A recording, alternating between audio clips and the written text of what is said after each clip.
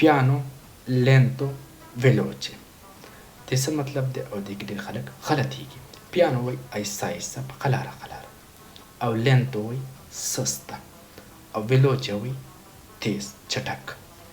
ښه راته ښکاري ستاسو سوچ بل طرف ته لاړی. زه هغه سست یادوم چې کوم په کار کې سست وي. پیانو مثال یو ماشوم ته دوکان ته لېږي او ته ورته ووایي پیانو پیانو لاړ شه په قلاره قلاره. او lento مثال یو کس لګی دی کار کې ورته ووایي tu sei molto lento. او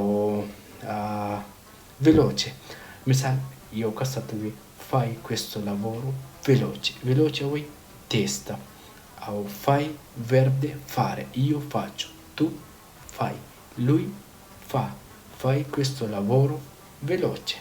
په اخره کې کوم مثال تانه ډاکومنټس ورکشي نو کوم ځای ته به ته دنونچه یعنی ریپورت ته ځي questura ته carabinieri station ته یا polizia locale ته او یا guardia di finanza ته.